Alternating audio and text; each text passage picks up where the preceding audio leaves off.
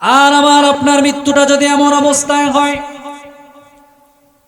তাকিয়ে তাকিয়ে সিনেমা দেখছি, মোবাইলের মধ্যে গুনাহ করে যাচ্ছি, কিংবা এমন অবস্থায় যদি আমার আপনার মৃত্যুটা হয়, জেনারত অবস্থায় জেনা করতে করতে যদি মালাকুল মউত আজরাইল আমার আপনার সামনে চলে গুনার মধ্যে গুনার কাজ করে যাচ্ছে, এমন অবস্থায় যদি মালাকুল মউত আমার আপনার সামনে চলে জানটা যদি এমন ভাবে বের করে নিয়ে যায়, আল্লাহ তাআলা যদি জিজ্ঞেস করে ফেরেশতারা, রে আমার বান্দাকে তোমরা কোন অবস্থায় পেয়েছো? ফেরেশতা যদি বলে, মৃত্যুর ফেরেশতা যদি বলে, রব আপনার বান্দাকে যখন দুনিয়া থেকে নিয়ে আসলাম, গিয়ে দেখে আপনার বান্দা একটা মহিলার সঙ্গে জেনারত অবস্থায়, নগ্ন অবস্থায় তাকে আমরা পেয়েছি, মোবাইলের মধ্যে গুনাহত অবস্থায় পেয়েছি, কিংবা আপনার বান্দা সুদের সঙ্গে সক্রিয়, সুদের টাকা লেনদেন করতেছে, এমন সময় গিয়ে তাকে আমরা তুলে নিয়ে এসেছি দুনিয়ার জমিন থেকে। হাদিসের মধ্যে এসেছে আল্লাহ পাক রব্বুল আলামিন বান্দার শেষ আমলের উপর অনেকটা বিচার কার্য পরিচালনা করবেন। যদি আপনার আমার শেষটা অনেক খারাপ হয়, ইন্নামাল আ'মালু বিল খাওয়াতিম, শেষটা যদি আমাদের ভালো না হয়, আল্লাহ পাক রব্বুল আলামিন বলবে, রাগান্বিত হয়ে ফেরেশতাদেরকে বলবে, ও আমার ফেরেশতারা, যাও যাও যাও, বিনা হিসাবে এই জালিমকে জাহান্নামের মধ্যে ঢুকায় দাও। বলি নাউযুবিল্লাহ। বান্দার হেদায়েতের জন্য বস্তা ভর্তি ওয়াজ মাহফিলের দরকার নাই, হেদায়েতের জন্য একটা মাহফিলে কি যথেষ্ট। ভোটের আগে নেতারা সব রাস্তায় রাস্তায় ঘুরিয়া, যাকে পাশে দেয় রে সালাম হাত দুখানি তুলিয়া। কি কথা বলেন, ঠিক কেন করে না? আমি কি মিথ্যা বললাম? কিছু সমাজের বাস্তবতা। ভোটের আগে নেতারা সব রাস্তায় রাস্তায় ঘুরিয়া, যাকে পাশে দেয় রে সালাম হাত দুখানি তুলিয়া, এইটা করুম সেইটা করুম দেয় যে কত সান্ত্বনা, আসলে সব পেট পূজা আর ভোটটা নেই আর বাহানা, আসলে সব পেট পূজা আর ভোটটা নেই আর বাহানা। কারণ আপনি যেই নেতার পিছনে দৌড়ান, আপনি যেই নেতার পিছনে ছোটেন, ওই নেতা আপনাকে নামাজের কথা বলে না। ওই নেতা নামাজের সময় হলে বলে না, রে কর্মীরা তোমরা আসো আমরা একসাথে নামাজ পড়ি। মনে রাখবেন, নেতা নির্বাচনের ক্ষেত্রে, নেতা সিলেক্ট করার ক্ষেত্রে সজাগ থাকার দরকার আছে না নাই? এমন নেতার পিছনে ছোটেন, এমন নেতার পিছনে দৌড়ান, যেই নেতা নামাজের সময় হলে নিজেই নেতা নামাজের মুসল্লায় দাঁড়িয়ে ইমামতি করে, আপনাকে পিছনে রেখে ইমামতি করার যোগ্যতা রাখে, এমন নেতার পিছনে যদি দৌড়ান, কাল কিয়ামতের ময়দানে নেতাও জান্নাতে, আপনিও জান্নাতে। আর এমন নেতার পিছনে যদি আপনি দৌড়ান, নামাজ পড়া তো দূরের কথা, নেতা পেশাব করে পানিটুকুন পর্যন্ত নেয় না, নামাজের নিয়ম কানুন তো জানা অনেক দূরের কথা, জীবনে এক ওয়াক্ত নামাজ পড়ে না, মসজিদ কোন দিকে সে জানে না, এমন নেতার পিছনে যদি নিজের জীবনটাকে নষ্ট করে দেই, কাল কিয়ামতের ময়দানে ওই নেতাও ক্ষতিগ্রস্ত, জাহান্নামী, আপনি আমিও ক্ষতিগ্রস্ত, আমরাও হব জাহান্নামী। কথা বলুন ঠিক কিনা? একজন মা এত কষ্ট করে, এত যন্ত্রণা সহ্য করে একজন সন্তানকে দুনিয়ার আলো বাতাস দেখায়, দুনিয়ার মুখ দেখায়, কিন্তু সন্তান দুনিয়াতে আসার পরে সেগুলো ভুলে যায়। এখানে যে সমস্ত যুবকরা বসে আছে, যদি কোনো যুবককে আমি বলি, রে যুবক ভাই, তোমার পেটের মধ্যে যদি একটা ইট বেঁধে দেওয়া হয়, দুইটা ইট না, শুধুমাত্র একটা ইট যদি তোমার পেটের মধ্যে বেঁধে দিয়ে তোমাকে বলা হয়, বেশি না সর্বোচ্চ 2 দিন থেকে 3 দিন এই ইটটা তোমার পেটের মধ্যে বাঁধা থাকবে, এই ইট বাঁধা অবস্থায় তুমি সব কিছু করবে, ইট বাঁধা অবস্থায় তুমি মসজিদে যাবে, ইট বাঁধা অবস্থায় তুমি পেশাব পায়খানা করবে, ইট তোমার পেটের মধ্যে বাঁধা থাকবে, এমত অবস্থায় তুমি ঘুমাতে যাবে, এমত অবস্থায় তুমি খাওয়া দাওয়া করবে। আমার তো মনে হয় কোনো যুবক এটা সহ্য করতে পারবে না, বরদাস্ত করতে পারবে না। একটাবার চিন্তা করে দেখেন, আমি আপনি যখন আমার মায়ের পেটের মধ্যে ছিলাম, 1 দিন নয় 2 দিন নয়, 10টা মাস আমার আপনার মা কত কষ্ট করে আমাকে আপনাকে পেটের মধ্যে ধারণ করে, পেটের মধ্যে রেখে সমস্ত কাজ করেছে, সংসারের কাজ করেছে, নামাজ আদায় করেছে, গোসল করেছে, খাবার খেয়েছে।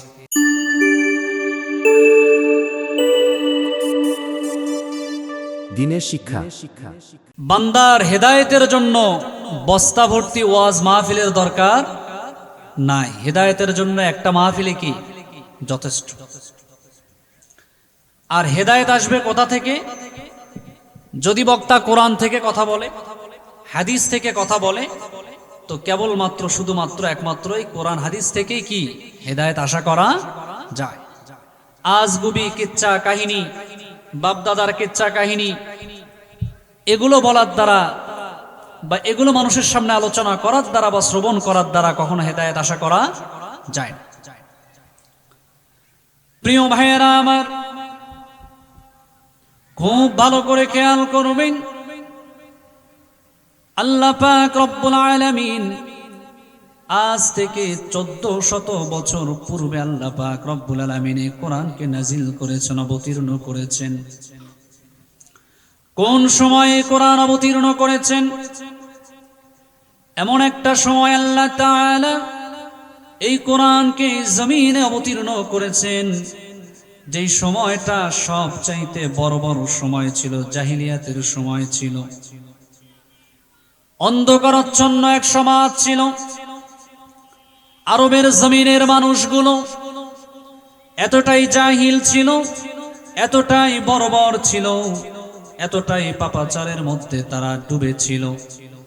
মানুষগুলো এতটাই অসভ্য, এতটাই জানোয়ারের মতো হয়ে গিয়েছিল। ওই আরবের নিকৃষ্ট মানুষগুলো তারা কোনো মেয়ের সাথে যখন জেনা করত বা কোনো মহিলার সঙ্গে অপকর্ম করেছে কিংবা চুরি করেছে, ডাকাতি করেছে, এই ঘটনাগুলো তারা কাগজের মধ্যে লিপিবদ্ধ করে লিখে লিখে তারা কাবার দেয়ালের মধ্যে টানিয়ে দিত, বলে নাউজুবিল্লাহ। যদি তারা বুঝতে পারত মায়ের গর্ভ থেকে সন্তানটা কন্যা সন্তান হিসাবে দুনিয়াতে আসবে, ওই কন্যা সন্তানটা দুনিয়ার জমিনে ভূমিষ্ঠ হওয়ার সঙ্গে সঙ্গে কন্যা সন্তান দুনিয়াতে জন্ম নিয়েছে, সেই জন্য তারা এই কন্যা সন্তানকে জীবন্ত মাটির নিচে পুঁতে ফেলে দিত।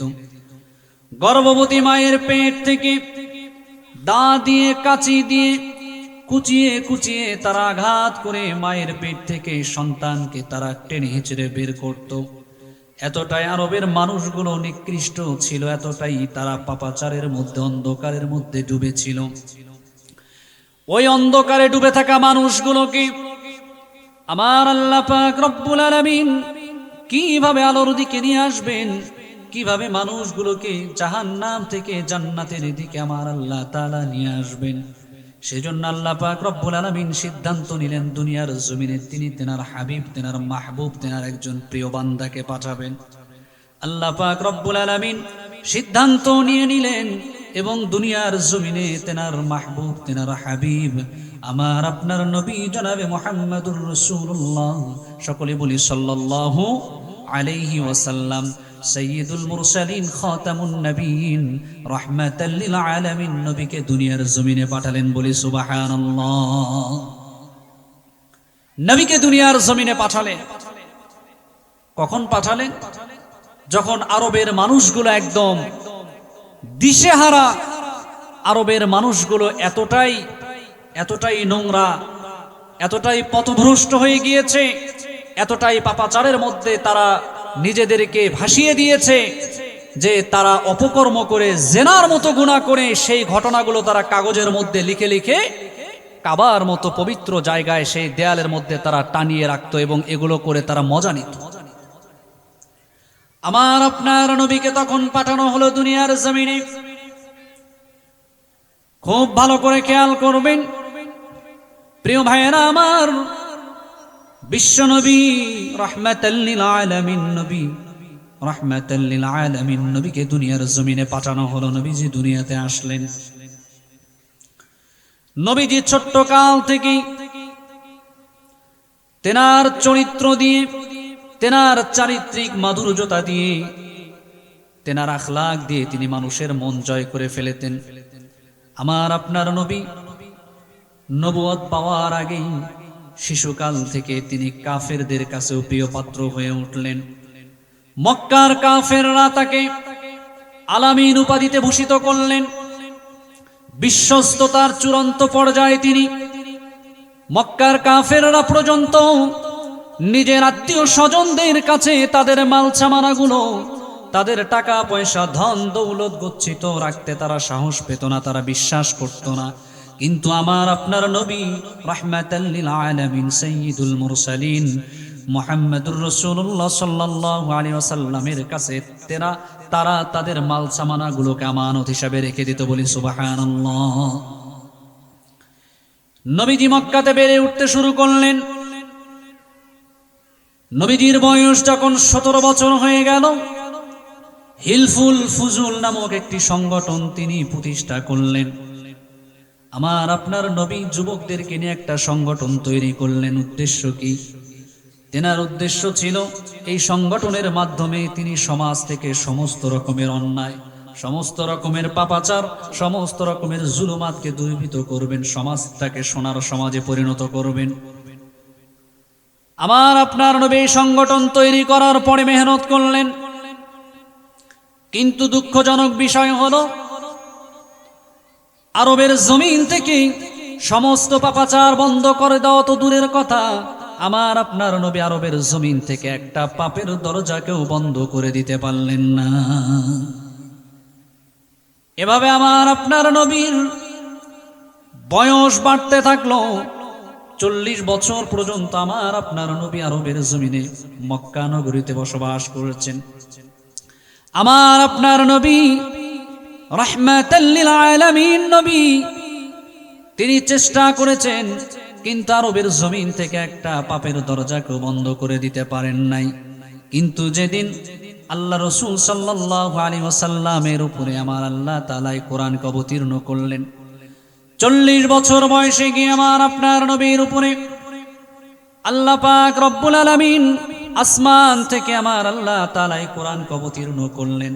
আর এই কোরআন অবতীর্ণ করার পর থেকে নিয়ে শুরু করে 23 বছরের জিন্দেগির মধ্যে আমার নবী আপনার নবী যখন এই কোরআন মোতাবেক যখন এই জমিনের মধ্যে যখন দাওয়াতের কার্যক্রম চালালেন, কোরআন অনুযায়ী যখন মানুষকে দ্বীনের দিকে আহ্বান করলেন, দ্বীনের দিকে ডাকলেন, কোরআন এবং আমার আপনার নবী দুইয়ের সমন্বয়ে যখন সমাজের মধ্যে যখন সবার মধ্যে যখন দ্বীনের নবীজি এসেছিলেন একা প্রথমে। নবীজি তেনার চরিত্র দিয়ে, তেনার আখলাক দিয়ে মক্কা থেকে তিনি একটা পাপের দরজাকে বন্ধ করতে পারেন নাই। যখন আমার আপনার রব আল্লাহ পাক রব্বুল আলামিন কোরআনকে যখন তেনার উপর অবতীর্ণ করলেন, কোরআন অবতীর্ণ করে তিনি সূরা ইব্রাহিমের মধ্যে বলে দিলেন, কিতাবুন আনজালনাহু ইলাইকা লিতুখরিজান নাসা মিনাজ-যুলুমাতি ইলান নূর। বলি আল্লাহু আকবার। আল্লাহ পাক রব্বুল আলামিন বললেন, নবী আমার, আপনার উপরে কোরআনকে আমি কেন অবতীর্ণ করেছি জানেন? এই কোরআনকে কেন আপনার উপরে নাজিল করেছে আপনি কি জানেন? এই কোরআনকে আমি আল্লাহ পাক রব্বুল আলামিন আপনার উপরে অবতীর্ণ করেছি, নাজিল করেছি, যাতে করে কোরআন দিয়ে আপনি অন্ধকারের দিকে হাঁটা দেওয়া মানুষগুলোকে, জাহান্নামের দিকে হাঁটা দেওয়া মানুষগুলোকে আপনি জান্নাতের দিকে, আলোর দিকে নিয়ে আসতে পারেন। বলি সুবহানাল্লাহ। এই পৃথিবীতে যত নবী রাসূল এসেছেন, প্রত্যেক নবী রাসূলকে আল্লাহ পাক রব্বুল আলামিন মুজিজা দান করেছেন, অলৌকিক কিছু জিনিস আল্লাহ পাক রব্বুল আলামিন দান করেছেন। কি দান করেছেন? মুজিজা। সকলে বলেন, কি দান করেছেন? মুজিজা। কি দান করেছেন? মুজিজা। মুজিজা হচ্ছে নবী রাসূলদেরকে আল্লাহ পাক রব্বুল আলামিন এমন কিছু জিনিস দান করেছিলেন, নবী রাসূলদের মাধ্যমে এমন কিছু জিনিস বাস্তবায়িত করেছেন, সংগঠিত করেছেন, যে জিনিসগুলো আপনার আমার কাছে মনে হবে অলৌকিক ভাবে নবী রাসূলদের মাধ্যমে এগুলো প্রকাশ করেছেন। এই জিনিসগুলোর নামে কি? মুজিজা। যেমন দেখেন, নবী ইব্রাহিম আলাইহিস সালাতু ওয়াস সালাম, তেনাকে আল্লাহ পাক রব্বুল আলামিন মুজিজা দান করেছিলেন। অনুরূপ ভাবে নবী সুলাইমান আলাইহিস সালাতু ওয়াস সালামকে আল্লাহ পাক রব্বুল আলামিন মুজিজা দান করেছিলেন। কেমন মুজিজা? নবী সুলাইমান আলাইহিস সালাতু ওয়াস সালামের অনুগত করে দিয়েছিলেন বায়ুকে, অর্থাৎ বাতাসকে। বায়ুকে বাতাসকে নবী সুলাইমান আলাইহিস সালাতু ওয়াস সালামের অনুগত করে দিয়েছিলেন। নবী সুলাইমান আলাইহিস সালাতু ওয়াস সালাম বাতাসকে যখন যেটা অর্ডার করতেন বাতাস তখন সেটা শুনতে বাধ্য ছিল। এটা করে দিয়েছিলেন কে? এটা আওয়াজ দিয়ে বলেন, কে করে দিয়েছিলেন? আল্লাহ পাক রব্বুল আলামিন।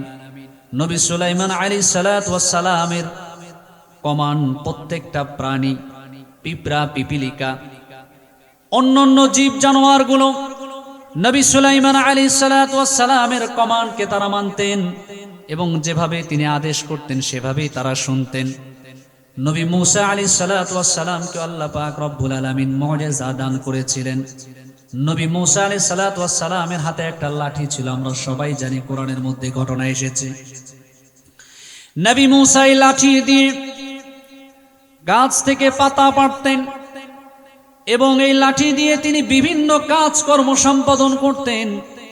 আবার সময় সাপেক্ষে আল্লাহ পাক রব্বুল আলামিন এই লাঠি থেকে এমন কিছু জিনিস প্রকাশ করে দিয়েছেন।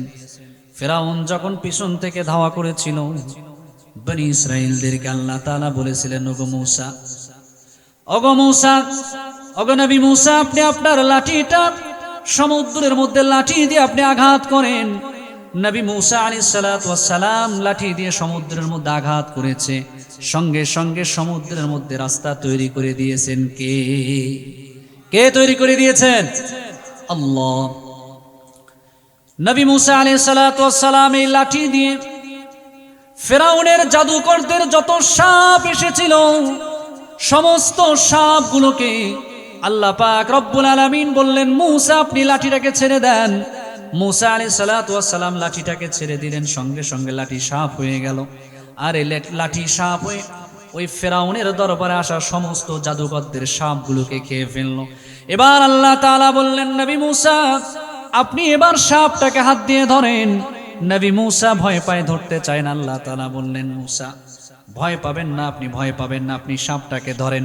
কারণ যে আল্লাহ তাআলা লাঠি থেকে সাপ বানিয়েছেন আবার ওই সাপ থেকেও লাঠি বানাতে পারেন কে? আল্লাহ পাক পারেন না? আল্লাহ পাক সব কিছু পারেন। নবী মূসা আলাইহিস সালাতু ওয়াস সালাম তেনাকেও মুজিজা দান করেছিলেন। অনুরূপভাবে নবী ঈসা আলাইহিস সালাতু ওয়াস সালাম তেনাকে আল্লাহ পাক রব্বুল আলামিন বিশেষ বিশেষ কিছু মুজিজা দান করেছিলেন। যেমন তার মধ্যে ছিল এমন, নবী ঈসা আলাইহিস সালাতু ওয়াস সালাম যদি কোনো অন্ধ মানুষের চোখের মধ্যে হাত বুলিয়ে দিতেন, জন্মান্ধ কোনো মানুষ, জন্মের পর থেকে সে চোখে দেখে না, দৃষ্টিশক্তিহীন এমন একজন মানুষ, তার চোখের মধ্যে যদি নবী ঈসা হাত বুলিয়ে দিতেন সঙ্গে সঙ্গে দৃষ্টি ফিরিয়ে দিতেন কে? কে ফিরিয়ে দিতেন? শক্তি কি নবী ঈসার নাকি আল্লাহ? কথা বলেন, শক্তি কার? আল্লাহ তোমার লীলা খেলা কেউ বোঝে কেউ বোঝে না। পাক রব্বুল আলামিন কখন কাকে কি করবেন, কখন কোথায় তিনি তার শক্তি বরত্ব প্রকাশ করবেন, এটা বলা বড় মুশকিল। প্রিয় ভাইয়েরা আমার, নবী ঈসা আলাইহিস সালাতু ওয়াস সালাম কোন কবরের পাশে দাঁড়িয়ে যদি কোনো মুর্দাকে, কোনো মৃত ব্যক্তিকে যদি নবী ঈসা ডাকতেন, সঙ্গে সঙ্গে কবর থেকে মুর্দা জিন্দা হয়ে সামনে এসে দাঁড়াতেন। বলি সুবহানাল্লাহ। ভালো করে একটু খেয়াল করেন, কেন এতগুলো কথা আপনাদের সামনে বললাম। এই যে এত নবী রাসূলদেরকে আল্লাহ তাআলা এত মুজিজা দান করেছেন, প্রত্যেক নবী রাসূলকে বিশেষ বিশেষ কিছু না কিছু মুজিজা আল্লাহ তাআলা দান করেছেন। কিন্তু আমার আপনার নবী জনাবে মুহাম্মদুর রাসূলুল্লাহ সাল্লাল্লাহু আলাইহি ওয়াসাল্লামকে সবচাইতে পৃথিবীর দামি শ্রেষ্ঠ মুজিজা কোরআনুল কারীম দান করেছেন। বলি সুবহানাল্লাহ। এই যত মুজিজার কথা আপনাদের কাছে আমি বললাম, এই সমস্ত মুজিজার মধ্যে সবচাইতে দামি, সবচাইতে উৎকৃষ্ট, সবচাইতে শ্রেষ্ঠ মুজিজা কি? আওয়াজ দিয়ে বলেন তো। আল কোরআন। সবচাইতে শ্রেষ্ঠ মুজিজা কি? আল কোরআন। এই কোরআন থেকে এই কথা শোনার জন্যই আমরা এখানে এসেছি। আলোচনার শুরুতে আপনাদেরকে কোরআনের বরত্ব, কোরআনের মাহাত্ম্য আপনাদের সামনে কিছু তুলে ধরার চেষ্টা করলাম। এই কোরআন এমন এক কিতাবের নাম, যেই কিতাবের মধ্যে কোনো সন্দেহ নাই, সন্দেহের কোনো লেশ মাত্র নাই। যদি কোনো মানুষ সন্দেহ করে তার ঈমান নাই। কথা বলেন ঠিক কিনা? যদি কেউ সন্দেহ করে তার ঈমান আছে? কোরআন মানলে জান্নাতি, আর না মানলে জাহান্নামী। প্রিয় ভাইয়েরা আমার, এবার আমি আলোচনার ভিতরে ঢুকতে চাই। মনে রাখবেন, এই পৃথিবীতে দুইটা শ্রেণীর মানুষ আছে। একটা হলো উলাইকা হিজবুল্লাহ, একটা হচ্ছে আল্লাহর দল। একটা কিসের দল? এটা আওয়াজ দিয়ে বলেন আমার সাথে। খারাপ লাগতেছে আপনাদের? খারাপ লাগতেছে? একটা কার দল? একটা কার দল? আমরা কোন দলে? আমরা কোন দলে? যারা আওয়াজ দিচ্ছে না বুঝতে হবে যে তারা উলাইকা হিজবুশ শাইতান, অত শয়তানের দল। এটা আওয়াজ দিয়ে বলেন আমরা কোন দলে? আরেকটা আওয়াজ দিয়ে বলেন কোন দলে? এই পৃথিবীতে দুই শ্রেণীর মানুষ বসবাস করে। উলাইকা হিজবুল্লাহ, একটা হচ্ছে আল্লাহর দল। উলাইকা হিজবুল্লাহ, উলাইকা হুমুল মুফলিহুন। আরেকটা হচ্ছে উলাইকা হিজবুশ শাইতান, শয়তানের দল। যারা আল্লাহর দল, আল্লাহ যারা বিশ্বাসী, আল্লাহকে যারা বিশ্বাস করে, তারা হচ্ছে প্রকৃত মুমিন মুসলিম, তারা হচ্ছে প্রকৃত সফল কাম। আর যারা শয়তানকে বিশ্বাস করে বা শয়তানের তাআত করে, শয়তানের গোলামি করে, শয়তানের দাসত্বের মালা যারা গলার মধ্যে জড়িয়েছে, তারা হচ্ছে উলাইকা হিজবুশ শাইতান। তারা কাল কিয়ামতের ময়দানে জান্নাতি না জাহান্নামী। প্রিয় ভাইয়েরা আমার, এই পৃথিবীতে যত শত্রু আছে, সবচাইতে খতরনাক, সবচাইতে আমাদের বড় শত্রু হচ্ছে ইবলিস। কথা বলেন ঠিক কিনা? এই যে আজকে আমরা মাহফিলে এসেছি, আল্লাহ পাক রব্বুল আলামিন আমাদের উপরে ইহসান করেছেন, দয়া করে আমাদেরকে নিয়ে এসেছেন। কিন্তু আসার পরেও দেখা যাচ্ছে হয়তোবা কোরআন হাদিসের কথা ওইভাবে আমাদের মনের মধ্যে ঢুকে যাচ্ছে না, হৃদয়গত হচ্ছে না। সুন্দরভাবে আলোচনাটা যে শ্রবণ করব, শয়তান আমাদেরকে শুনতে দিচ্ছে না। কারণ শয়তান হচ্ছে ইন্নাহু লাকুম আদুউম মুবিন, শয়তান হচ্ছে আমাদের প্রকাশ্য শত্রু। 24টা ঘন্টা শয়তান আমাদের পিছনে মেহনত করে কিভাবে আমাদেরকে জান্নাত থেকে জাহান্নামে নিয়ে যাবে। যেদিন শয়তান জান্নাত থেকে বিতাড়িত হয়েছিল,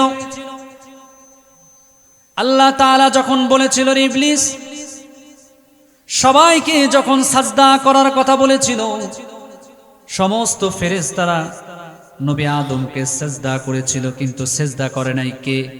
কথা বলেন, সেজদা করে নাই কে? ইবলিস সাজদা করে নাই। কয়টা সাজদা করে নাই একটু কথা বলেন তো?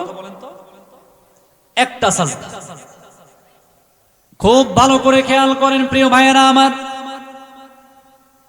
ইবলিস তখন যুক্তি দাঁড় করিয়েছিল, ক্বালা আনা খায়রুম মিনহু খালাকতানি মিন নার। শয়তান বলেছিল আমি আগুনের তৈরি, আমার অবস্থান সব সময় উপরের দিকে। ওয়া খালাকতাহু মিন তিন, আদম মাটির তৈরি, আমি আগুনের তৈরি হয়ে আদমকে সাজদা করতে পারি না। আল্লাহ তাআলা সঙ্গে সঙ্গে ইবলিসকে ক্বালা ফাখরুজ মিনহা ফাইন্নাকা রাজিম, আল্লাহ তাআলা বললেন বের হয়ে যা, বের হয়ে যা। ইবলিস তুই আমার সামনে থেকে, আমার জান্নাত থেকে তুই বের হয়ে যা। ইবলিস ওই দিন যে বের হয়ে এসেছে, শুধু শুধু খামাখা সে বের হয়ে আসে নাই, বরং আল্লাহর সাথে সে কিছু ওয়াদা করে সেখান থেকে বের হয়ে এসেছে। কোরআন থেকে আপনাদেরকে বলি শোনেন। ইবলিস তখন আল্লাহ তাআলাকে বলল, আল্লাহ তাআলা قال رب فأنذرني إلى يوم يبعثون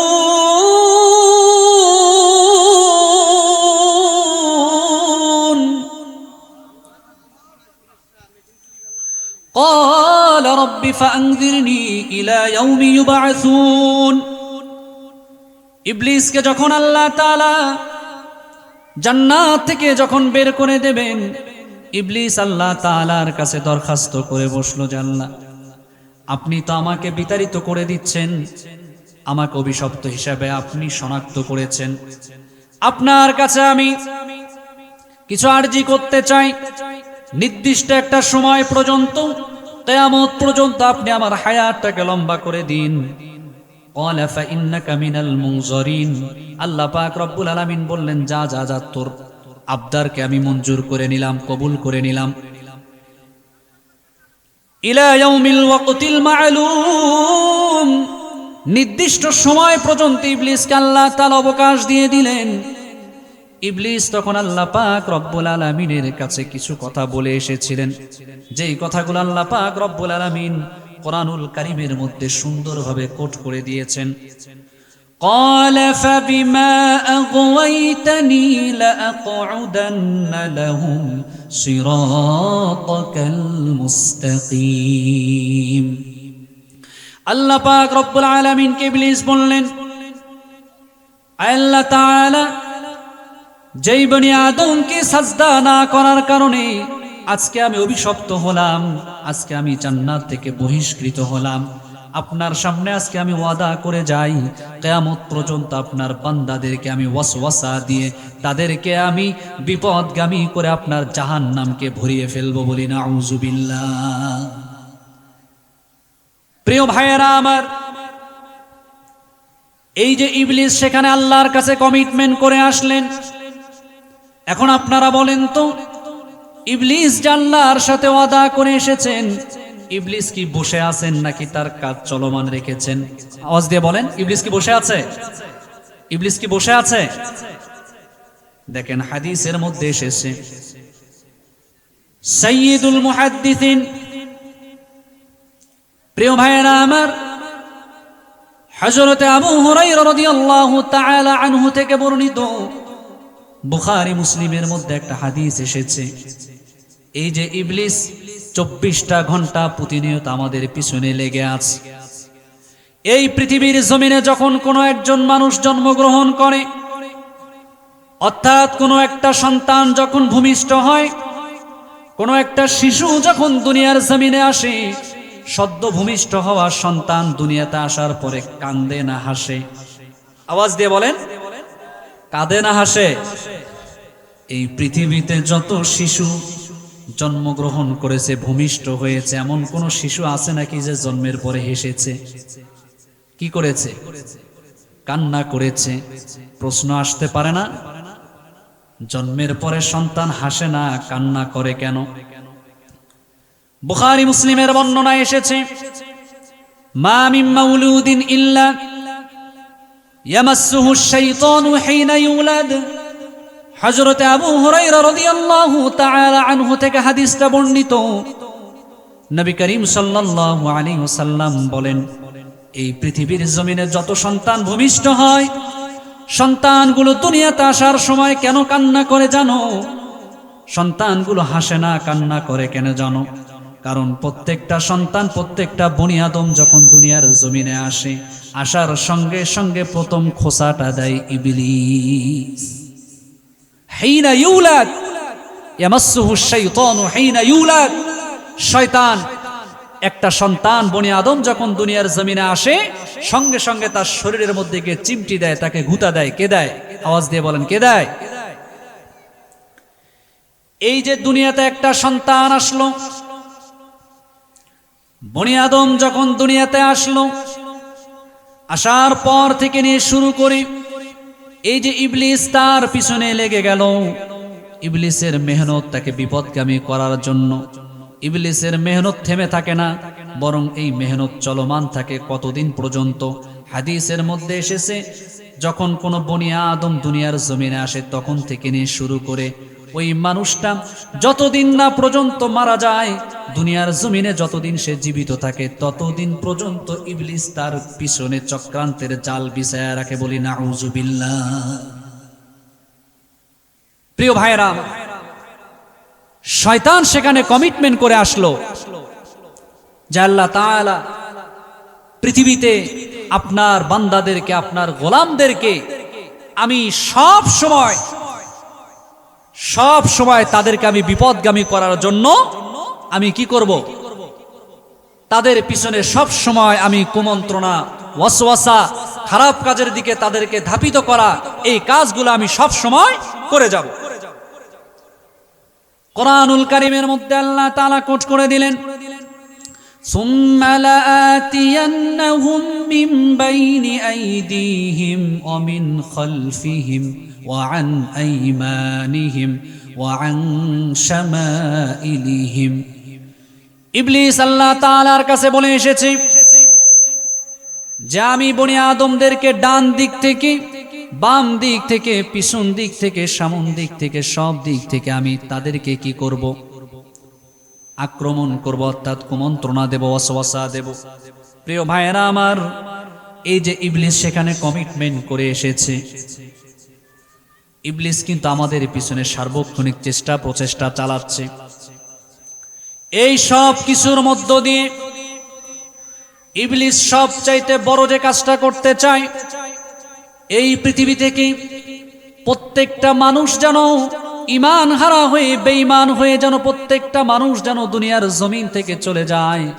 ইবলিস সেই কাজটাই সদা সর্বদা করে। ইবলিস এই জমিনে যতগুলো কর্মসূচি নিয়ে এসেছে, তার মধ্যে প্রথম নাম্বার কর্মসূচি হলো বান্দাদেরকে নামাজ থেকে গাফেল করা। যতগুলো কর্মসূচি ইবলিস হাতের মধ্যে নিয়ে এসেছে, তার মধ্যে তার প্রথম কর্মসূচি হলো বান্দাকে নামাজ থেকে গাফেল করা। প্রিয় ভাইয়েরা আমার, আপনি, আমি, আপনারা, আমরা যারা এখানে আছি, কেউ আমরা বুঝতেই পারবো না ইবলিস কত বড় চক্রান্ত করে আমাদের পিছনে। আপনাদেরকে যদি একটা হাদিস আমি এখন শোনাই, আপনারা অবাক হয়ে যাবেন যে ইবলিসকে আল্লাহ তাআলা কত শক্তি দিয়েছে। হাদিসের মধ্যে এসেছে, ইন্নাশ শাইতানা ইয়াজরি মিনাল ইনসানি মাজরাদ দাম, অর্থাৎ ইবলিসকে আল্লাহ তাআলা মানুষের রক্ত কণিকার মধ্য দিয়ে চলাচল করার মতো শক্তি আল্লাহ পাক রব্বুল আলামিন দিয়েছে। হাদিসের মধ্যে এসেছে, অর্থাৎ প্রত্যেকটা বনি আদমের রক্ত কণিকার মধ্য দিয়ে ইবলিস চলাচল করে। এরপরে দেখেন, রাসূল করিম সাল্লাল্লাহু আলাইহি ওয়াসাল্লাম বলেছেন, ইবলিসকে আল্লাহ পাক রব্বুল আলামিন পাশাপাশি আরো একটা শক্তি আল্লাহ পাক রব্বুল আলামিন দান করেছেন। ইবলিস চাইলে যখন তখন যে কোনো কারো সূরত ধারণ করতে পারে, অর্থাৎ যে কোনো মানুষের আকার আকৃতি ধারণ করে সে আমাদেরকে ধোঁকা দিতে পারে। শুধুমাত্র কেবলমাত্র ইবলিস আমার আপনার নবী জনাবে মুহাম্মদুর রাসূলুল্লাহ সাল্লাল্লাহু আলাইহি ওয়াসাল্লামের সূরতকে ধারণ করতে পারে না। ইবলিস চাইলে যে কোনো সময় সে কুকুরের আকৃতি ধারণ করতে পারে, সে চাইলে যে কোনো সময় বিড়ালের আকৃতি ধারণ করেও আপনাকে কি দিতে পারবে? ধোঁকা দিতে পারবে। শুধুমাত্র আমার আপনার নবী জনাবে মুহাম্মদুর রাসূলুল্লাহ সাল্লাল্লাহু আলাইহি ওয়াসাল্লাম, তেনার সূরত, তেনার সাদৃশ্য, তেনার আকার আকৃতি সে কখনো ধারণ করতে পারবে না। এই জন্য আমার আপনার নবী বলেছেন, যদি আমার কোনো উম্মত যদি স্বপ্ন যোগে আমাকে দেখে, সে আমাকেই দেখলো, সে ইবলিসকে দেখবে না। কারণ ইবলিস কখনো আমার আকার আকৃতি ধারণ করে আমার বান্দার সামনে আসতে পারবে না। প্রিয় ভাইয়েরা আমার, ইবলিসের প্রথম নাম্বার কর্মসূচি হচ্ছে নামাজ থেকে মানুষকে বিরত রাখা। কারণ ইবলিসের জিদ হচ্ছে, আমি একটা মাত্র সাজদা না দেওয়ার কারণে আল্লাহ তাআলা আমাকে জান্নাত থেকে বের করে দিয়েছে। আমার সারা জীবনের কর্মসূচি হলো আল্লাহ পাকের সমস্ত গোলামকে সাজদা থেকে দূরে রাখা।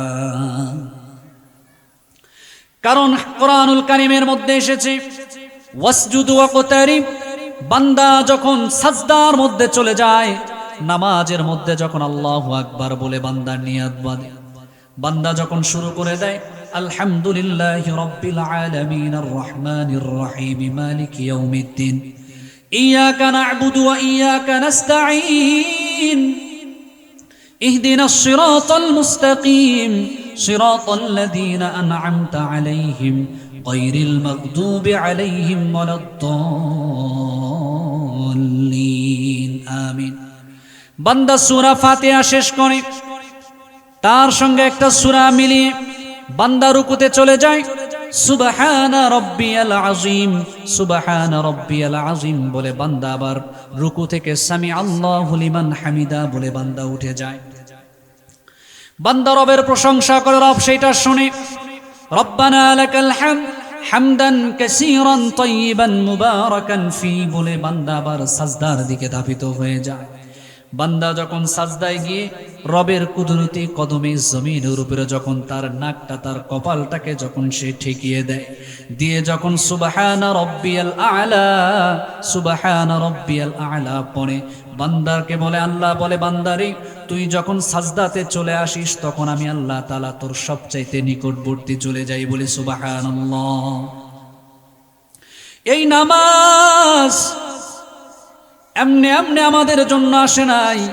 আল্লাহ পাক রব্বুল আলামিন সর্বপ্রথম এই নামাজকে 50 ওয়াক্ত নামাজ করে আমার আপনার নবীকে আল্লাহ তাআলা এই নামাজ উপহার হিসেবে, উপঢৌকন হিসেবে দিয়েছিলেন।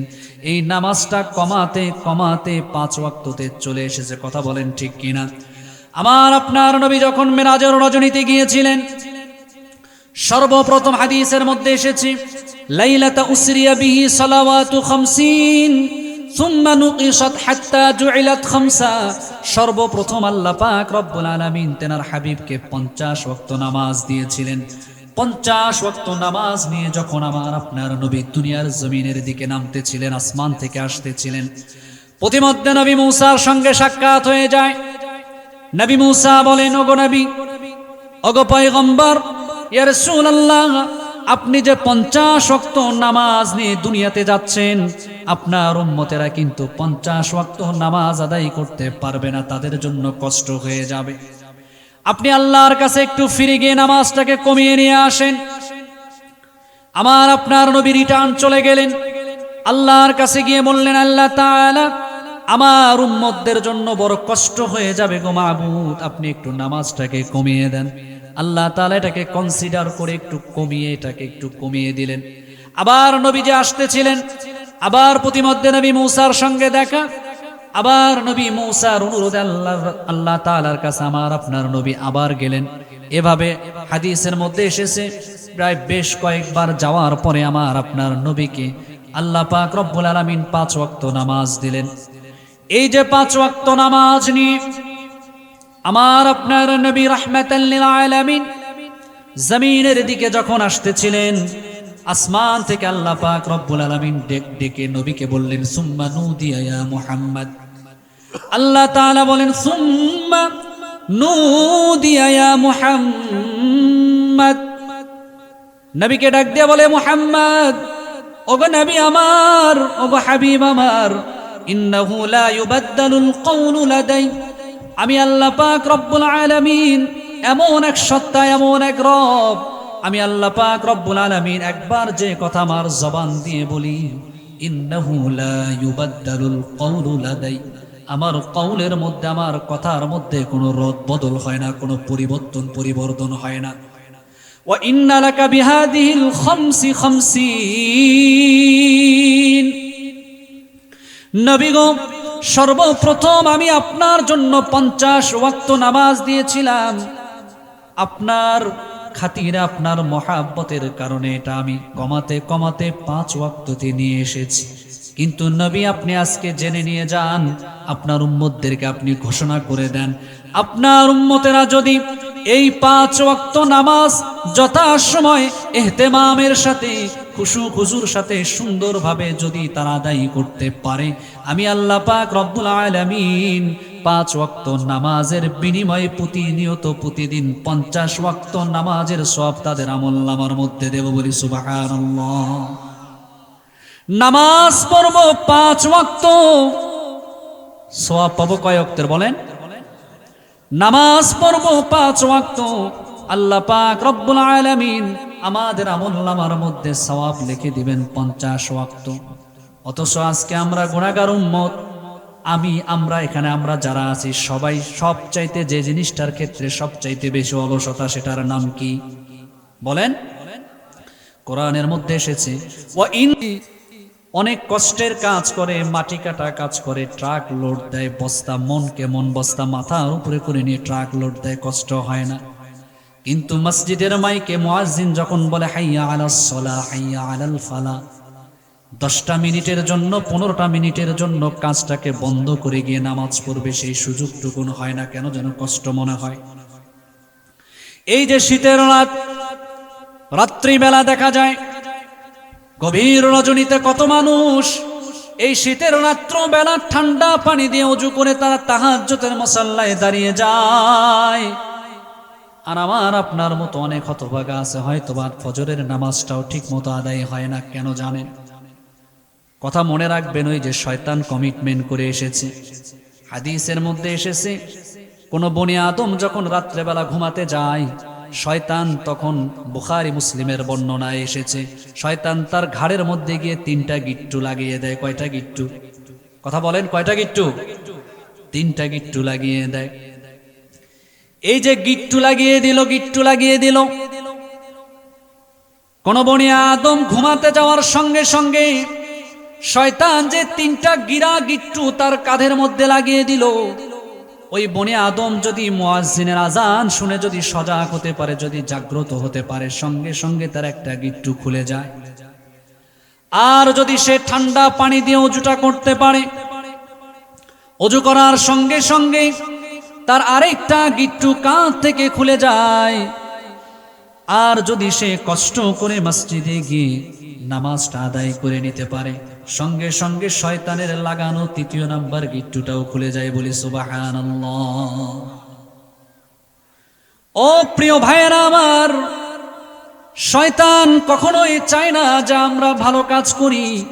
শয়তান কখনো চায় না মানুষগুলো আল্লাহওয়ালা হোক। শয়তান কখনো চায় না মানুষগুলো নামাজি হোক। দেখবেন নামাজ যারা আদায় করে, যারা 5 ওয়াক্ত সালাত আদায় করে, তাদের চেহারাগুলো কত সুন্দর। কথা বলেন ঠিক কিনা? যেই মানুষটা ফজরের নামাজ আদায় করে, দেখবেন তার চেহারার মধ্যে একটা উজ্জ্বলতা আছে না নাই? এটাকে বলা হয় নূর। আসলে যদি কেউ ফর্সা হয়, দেখতে সুন্দর হয়, ওইটাকে নূর বলে না। একজন মানুষ কালো বর্ণের একজন মানুষ, যদি তার অন্তরের মধ্যে কোরআনের নূর থাকে, যদি তার অন্তরের মধ্যে আল্লাহর ভয় থাকে, মানুষটা যদি 5 ওয়াক্ত নামাজি হয়, দেখবেন তার চেহারাটা কত সুন্দর। আর যেই মানুষটা নামাজ পড়ে না, দেখবেন সে এমনি যতই ফর্সা হোক, কিন্তু তার চেহারার মধ্যে নূর খুঁজে পাওয়া যায় না। কথা বলুন ঠিক কিনা? প্রিয় ভাইয়েরা আমার, কেন এই চেহারা সুন্দর? কারণ একজন ব্যক্তি, একজন নামাজি 5 ওয়াক্ত নামাজের আগে সে 5 বার ওযু করে। হাদিসের মধ্যে এসেছে একজন মানুষ যখন ওযু করে, ওযু করার সঙ্গে সঙ্গে তার শরীরের সমস্ত অঙ্গ প্রত্যঙ্গের সমস্ত সগীরা গুনাহগুলো ঝরে পড়ে যায়। বলি সুবহানাল্লাহ। এই ওযুর এত ফজিলত, শুধু সগীরা গুনাহ মাফ হয়ে যায় এমন না। আমার আপনার নবী মেরাজের রজনী থেকে এসে হযরতে বেলালকে আমার আপনার নবী বলেন, রে বেলাল, এ বেলাল, এমন কি আমল করো রে বেলাল, এমন কি আমল তুমি করো, জান্নাতের ভিতরে গিয়ে তোমার পায়ের আওয়াজ আমি শুনতে পাই, তোমার পায়ের আওয়াজ আমি শুনতে পাই, এমন কি আমল করেছো রে বেলাল? হযরতে বেলাল বলে, নবী গো, এমন কোন বিশেষ আমল, গোপন আমল তো আমার নাই। যা আমল করি সব কিছুটা আপনার সামনে দৃশ্যমান, সব কিছু আপনি দেখেন। তবে একটা কাজ আমি প্রতিনিয়ত সবসময় করার চেষ্টা করি, আমি সবসময় ওযুর হালতে থাকি। আর যখনই আমি নতুন করে ওযু করি, সঙ্গে সঙ্গে আমি 2 রাকাত ওযুর নামাজ আদায় করি। বলি সুবহানাল্লাহ। আজকে মুসলমানের সন্তান ওযু কিভাবে করতে হয় জানে না। আজকে মুসলমানের সন্তান নামাজ কিভাবে আদায় করতে হয় জানে না। অসংখ্য অসংখ্য ঘটনা সচক্ষে দেখা যায়, দেখেছি, অসংখ্য ঘটনা বলতে পারবো। জানাজার নামাজে গিয়ে দেখা যায়, জানাজার নামাজের সময় ঈদের নামাজ পড়ে ফেলে, আবার ঈদের নামাজের সময় জানাজার নামাজ পড়ে ফেলে। এরকম মানুষ আছে না সমাজে? আছে না? অনেক মানুষ তো এমনও দেখা যায়, নামাজের নিয়ত করে ডানে বামে এদিক সেদিক অন্যের দিকে তাকায়, যে সে কিভাবে তাকবীর গুলো দেয়, সেভাবে দেখে দেখে আমিও তাকবীর দেব। অথচ মুসলমান, প্রত্যেকটা মুসলমানের সন্তানের জন্য বেসিক যে জ্ঞানটুকুন জানা দরকার, যে ইলমটুকু শিক্ষা করা দরকার, আজকে সন্তানকে ওই জ্ঞানটুকুন আমরা দিচ্ছি না। অথচ হাদিসের মধ্যে এসেছে মুরু আওলাদাকুম বিসসালাতি ওয়া হুম আবনাউ সাবআ সিনিন, সন্তানের বয়স যখন 7 বছর হয়ে যায় তখন তোমরা তোমাদের সন্তানকে নামাজের জন্য বেশি বেশি তালকিন করো। প্রিয় ভাইয়েরা আমার, নবীজি বলেন ওয়াদরিবুহুম আলাইহা ওয়া হুম আবনাউ 10 সিনিন, আর সন্তানের বয়স যখন 10 বছর হয়ে যায় ওই সন্তানটাকে আর তালকিন করলে চলবে না, বরং নামাজ না পড়লে তাকে প্রহার করো। আজকে আমার আপনার সন্তানের বয়স 16 বছর হয়ে যায়, 20 বছর হয়ে যায়, 20 বছর আপ হয়ে যায়, কিন্তু আমার আপনার সন্তানটা নামাজ পড়া তো দূরের কথা, মসজিদের রাস্তাটাও চেনে না। কাল কিয়ামতের ময়দানে মনে রাখবেন, সন্তানকে যদি নেককার সালিহিন সন্তান হিসেবে রেখে যেতে না পারেন, কাল কিয়ামতের ময়দানে সন্তানের জন্য আপনাকে জবাবদিহিতার কাঠগড়ায় দাঁড়াতে হবে, আল্লাহর সামনে আপনাকে দাঁড়াতে হবে।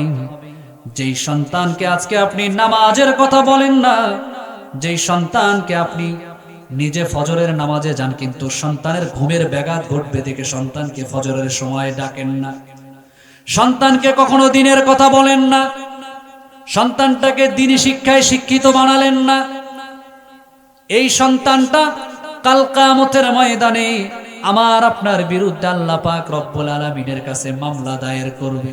বলবে আল্লাহ তাআলা, দুনিয়ার জমিনে আমার বাবা মা কোনোদিন আমাকে দ্বীন শেখায় নাই, কোনোদিন আমাকে মসজিদে নিয়ে যায় নাই, কোনোদিন আমাকে কোরআন পড়ানোর জন্য, কোরআন শেখানোর জন্য একটা হুজুর পর্যন্ত রাখে নাই। সেই দিন কাল কিয়ামতের ময়দানে ওই সন্তানগুলোকে যখন বলা হবে তোমরা জাহান্নামে যাও, তারা বলবে আমরা জাহান্নামে তো যাবই, কিন্তু আমাদের পিতা মাতা বাবা মা তাদের বুকের উপরে পাড়া দিয়ে তারপরে জাহান্নামে যাব, বলি নাউযুবিল্লাহ। এমন সন্তান দুনিয়ার জমিনে রেখে যান, যেই সন্তান আপনি দুনিয়ার জমিন থেকে চলে যাবেন, যেই সন্তান আপনার জানাজার নামাজের ইমামতি করবে, যেই সন্তান জানাজার ইমামতি করে নিজ হাতে আপনার লাশটাকে কবরের মধ্যে নামাবে, যেই সন্তান নিজেই আপনার গোসলটা দেবে, যেই সন্তান নিজে আপনার লাশটা কবরের মধ্যে নামিয়ে নিজেই দোয়া করবে, রব্বির হামহুমা কামা রব্বায়ানি সগীরা। ভাড়া করে কোথাও থেকে হুজুর এনে কোরআন পড়ানো লাগবে না, ওই সন্তান এসে আপনার লাশের পাশে, আপনি মুমূর্ষু হলে, আপনি অসুস্থ হলে ওই সন্তান আপনার পাশে বসে বসে কোরআনুল কারীমের তেলাওয়াত করবে।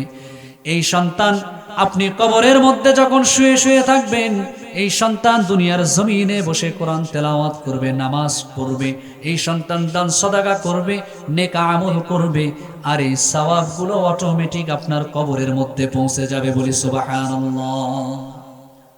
আফসোস, এমন সন্তান দুনিয়ার জমিনে রেখে যায়েন না। এই সমাজে এমনও সন্তান আছে বাবার কবরটা কোথায় বলতে পারে না,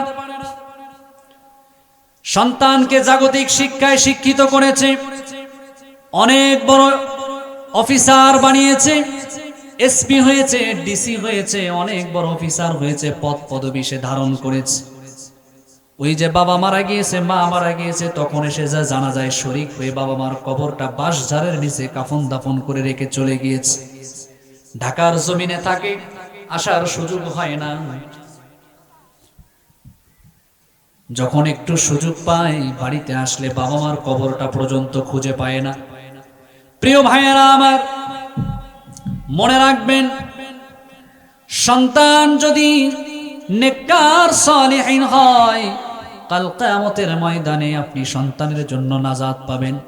সন্তানটাকে নেককার বানানোর জন্য মাদ্রাসায় পড়ানো জরুরি নয়, মাদ্রাসায় পড়লে যে নেককার সালিহিন হবে বিষয়টা এমনও নয়। সন্তান জাগতিক শিক্ষায় শিক্ষিত হোক, সমস্যা নাই, কিন্তু সন্তানকে আপনি বেসিক যে কোরআন হাদিসের জ্ঞান, এই জ্ঞানটুকুন যদি আপনি সন্তানের মাথার মধ্যে ঢুকিয়ে দিতে পারেন, কসম করে বলি ওই সন্তান কখনো নাস্তিক বেঈমান হবে না। কথা বলুন ঠিক কিনা? আজকে তো আমাদের সমাজ থেকে সকালের মুক্তবগুলো একদম উঠে গিয়েছে, বিরল চোখে আর পড়ে না। একটা সময় সকালবেলা আপনার আমার সন্তানরা বুকের মধ্যে আমপারা নিয়ে, সাবারা নিয়ে, কোরআন নিয়ে, কায়দা নিয়ে তারা মসজিদের দিকে হাঁটা দিত। আর আজকে সকালবেলা আপনার আমার সন্তান 8 কেজি 10 কেজি ওজনের বই ব্যাগ সহ পিছনে নিয়ে কিন্ডার গার্ডেনের দিকে দৌড় দেয়। কথা বলেন ঠিক কিনা? এই বাংলাদেশে আপনারা খোঁজ নিয়ে দেখবেন, যতগুলো বৃদ্ধাশ্রম আছে, কোন একটা বৃদ্ধাশ্রমে গিয়ে আপনারা দেখবেন না কোন একটা বৃদ্ধাশ্রমে কোন হাফেজের বাবা কিংবা মা। কোন একটা বৃদ্ধাশ্রম খুঁজলে আপনারা পাবেন না যে সেখানে কোন আলেমের বাবা মাকে পাওয়া যায়। কিন্তু আমি কসম করে বলতে পারি এবং শতভাগ দায়িত্ব নিয়ে বলতে পারি, অনেক বৃদ্ধাশ্রম আছে, ম্যাক্সিমাম বৃদ্ধাশ্রমে গেলে আপনারা বড় বড় অফিসারদের মা বাবাদেরকে পাবেন। সন্তানকে শিক্ষা দিয়েছে, উচ্চ শিক্ষায় শিক্ষিত করেছে, কিন্তু শিক্ষাটা সুশিক্ষা ছিল না, দ্বীনের শিক্ষা ছিল না। যে কারণে ওই সন্তান বাবা মা যখন বয়োজ্যেষ্ঠ হয়ে গিয়েছে, বয়োবৃদ্ধ হয়ে গিয়েছে, উচিত ছিল সন্তানকে যেভাবে ছোটবেলায় বাবা মা কষ্ট করে লালন পালন করেছে, যেভাবে আদর সোহাগ দিয়ে লালন পালন করেছে, ঠিক অনুরূপ ভাবে কোরআনের মধ্যে এসেছে সন্তানের দায়িত্ব হচ্ছে বার্ধক্যের সময় বাবা মাকেও সেভাবে আদর যত্ন দেওয়া। মনে রাখবেন, মা বাবা কষ্ট করে সন্তানকে লালন পালন করে। যে সমস্ত যুবক ভাইয়েরা আমার সামনে বসে আছেন, যুবকদের উদ্দেশ্যে বলতে চাই, মা অনেক কষ্ট করে সন্তানকে গর্ভধারণ করে। একজন মা এত কষ্ট করে, এত যন্ত্রণা সহ্য করে একজন সন্তানকে দুনিয়ার আলো বাতাস দেখায়, দুনিয়ার মুখ দেখায়, কিন্তু সন্তান দুনিয়াতে আসার পরে সেগুলো ভুলে যায়। এখানে যে সমস্ত যুবকরা বসে আছে, যদি কোনো যুবককে আমি বলি, রে যুবক ভাই, তোমার পেটের মধ্যে যদি একটা ইট বেঁধে দেওয়া হয়, 2টা ইট না, শুধুমাত্র একটা ইট যদি তোমার পেটের মধ্যে বেঁধে দিয়ে তোমাকে বলা হয়, বেশি না সর্বোচ্চ 2 দিন থেকে 3 দিন এই ইটটা তোমার পেটের মধ্যে বাঁধা থাকবে, এই ইট বাঁধা অবস্থায় তুমি সব কিছু করবে, ইট বাঁধা অবস্থায় তুমি মসজিদে যাবে, ইট বাঁধা অবস্থায় তুমি পেশাব পায়খানা করবে, ইট তোমার পেটের মধ্যে বাঁধা থাকবে, এমত অবস্থায় তুমি ঘুমাতে যাবে, এমত অবস্থায় তুমি খাওয়া দাওয়া করবে। আমার তো মনে হয় কোনো যুবক এটা সহ্য করতে পারবে না, বরদাস্ত করতে পারবে না। একটাবার চিন্তা করে দেখেন, আমি আপনি যখন আমার মায়ের পেটের মধ্যে ছিলাম, 1 দিন নয়, 2 দিন নয়, 10টা মাস আমার আপনার মা কত কষ্ট করে আমাকে আপনাকে পেটের মধ্যে ধারণ করে, পেটের মধ্যে রেখে সমস্ত কাজ করেছে, সংসারের কাজ করেছে, নামাজ আদায় করেছে, গোসল করেছে, খাবার খেয়েছে। কত কষ্ট দিয়েছি, কত কষ্ট দিয়েছি, কত লাথি ঘুতা দিয়েছি।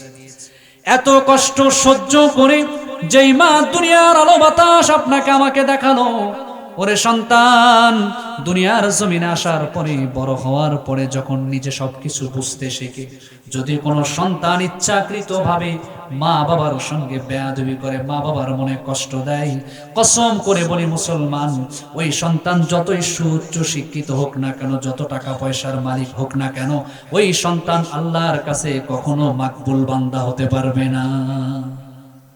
মা বাবার মনে কষ্ট দেওয়া যাবে না। এই পৃথিবীর জমিনে 3 শ্রেণীর মানুষের জন্য আল্লাহ তাআলা জান্নাতকে হারাম করে দিয়েছেন। নবীজি বলেন, সালাসাতুন ক্বাদ হারামাল্লাহু আলাইহিমুল জান্নাহ, 3 শ্রেণীর মানুষের জন্য আল্লাহ তাআলা জান্নাতকে হারাম করে দিয়েছেন। তার মধ্যে 1 নম্বর মুদমিনুল খামর, যারা মদ পান করে, আরেকটা হচ্ছে ওয়াদাইয়ুস, যারা নিজের পরিবার পরিজনের মধ্যে অশ্লীলতাকে জিইয়ে রাখে, আর 3য় নাম্বার ওয়াল আক, যারা পিতামাতার অবাধ্য সন্তান। এই পৃথিবীর জমিনে বালা মুসিবত, যত বিপদ আপদ, যত ভূমিধস, যত ভূমিকম্প, যা কিছু দেখেন, যত আযাব গজব আসে, নবীজি বলেন এই পৃথিবীর জমিনে যখন 12টা পাপাচার বেড়ে যাবে, কোন কোন হাদিসের মধ্যে 15টার কথা বলা আছে, যে 15টা পাপাচার যখন জমিনের মধ্যে সয়লাভ হবে, তখন এই পৃথিবী ঘন ঘন পৃথিবীতে ভূমিকম্প ভূমিধস হবে। এই 15টা বিষয়ের কথা হাদিসের মধ্যে এসেছে, পাপাচারের কথা, তার মধ্যে অন্যতম একটা পাপাচার হলো, অন্যতম একটা অপরাধ হলো, সন্তানগুলো পিতামাতার অবাধ্য হয়ে যাবে এবং তারা বইয়ের গোলাম হয়ে যাবে। ও মুসলমান ভাইয়েরা আমার, খুবই আফসোস নিয়ে বলতে হয়, ভারাক্রান্ত হৃদয় নিয়ে বলতে হয়, আজকে দেখা যায় সবচাইতে সমাজের মধ্যে এই অন্যায়টাই, অপরাধটা সয়লাভ হয়ে গিয়েছে। আজকে সন্তান, প্রত্যেকটা সন্তানগুলো বাবা মার বাধ্যগত সন্তান নয়। তবে মনে রাখবেন, পিতামাতা যদি আপনাকে কোনো হারাম কাজ করতে বলে, গুনাহের কাজের জন্য অর্ডার দেয়, সেই কাজ করা, কথা বলেন, সেই কাজ করা যাবে না। কিন্তু বাবা মা যদি সৎ আদেশ সন্তানকে দেয়, সেই আদেশ মানতে সন্তান বাধ্য। প্রিয় ভাইয়েরা আমার, এই জন্য আমরা আজকে এখানে যারা উপস্থিত হয়েছি, শুরু থেকে নিয়ে আপনাদের কাছে আমি যে বিষয়গুলো তুলে ধরার চেষ্টা করেছি, সার সংক্ষেপে আমি বলছি। প্রথমত হচ্ছে, আমরা সবাই আল্লাহর একজন মাকবুল বান্দা হওয়ার চেষ্টা করব। আমরা সবাই আল্লাহর কি বান্দা হওয়ার চেষ্টা করব? মাকবুল বান্দা হওয়ার চেষ্টা করব ইনশাআল্লাহ। আমরা সবাই শয়তানের দাসত্ব করব না আল্লাহর দাসত্ব করব? বলেন, কার গোলামি করব? আল্লাহর গোলামি করব। কারণ আমাদের রবকে গোলামি করব কার? কথা বলেন, কার গোলামি করব? স্লোগান দেব কার নামে? কোন নেতার নামে? এই যে সামনে নির্বাচন, আমরা তো নেতার নামে স্লোগান দিয়ে নিজের গলাকে চিল্লায় চিল্লায় কি করি? নিজের গলাকে আমরা ফাটায় ফেলি। মনে রাখবেন, যেই নেতার নামে স্লোগান দিয়ে, যেই নেতার নামের আওয়াজ দিতে গিয়ে নিজের গলাটাকে আপনি ফাটিয়ে ফেললেন,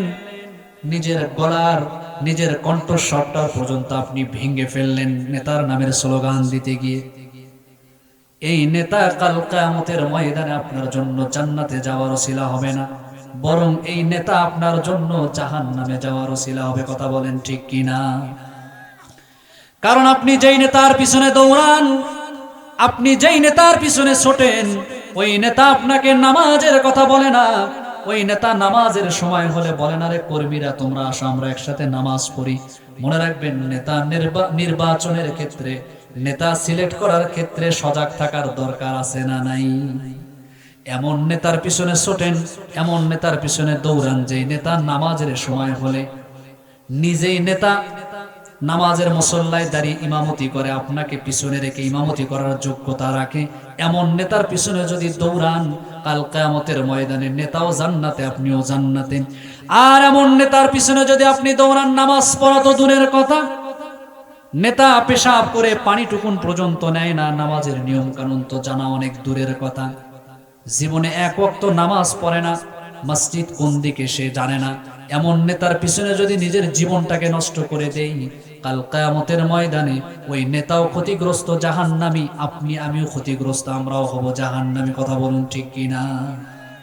এই জন্য স্লোগান দেব কার নামে? সবাই একটু স্লোগান দিয়ে বলেন তো, আমি আবার একটু তাকবীর দেই। নারায়ে তাকবীর, নারায়ে তাকবীর। কুরআনুল কারীমের মধ্যে আল্লাহ তাআলা বলেন, ইন্নাল্লাযীনা ক্বালু রাব্বুনাল্লাহ, ইন্নাল্লাযীনা ক্বালু রাব্বুনাল্লাহ। আল্লাহ তাআলা বলেন, ইন্নাল্লাযীনা ক্বালু রাব্বুনাল্লাহ, যারা বলে নিশ্চয় আমাদের রব হচ্ছেন আল্লাহ। কি বলে? আমাদের রব হচ্ছে ইন্নাল্লাযীনা ক্বালু রাব্বুনাল্লাহ, যারা বলে নিশ্চয় আমাদের রব হচ্ছে আল্লাহ। মনে রাখবেন, আপনার আমার জীবন চলার ক্ষেত্রে প্রতিটা পদে পদে মানতে হবে আমাদের রব হচ্ছে আল্লাহ।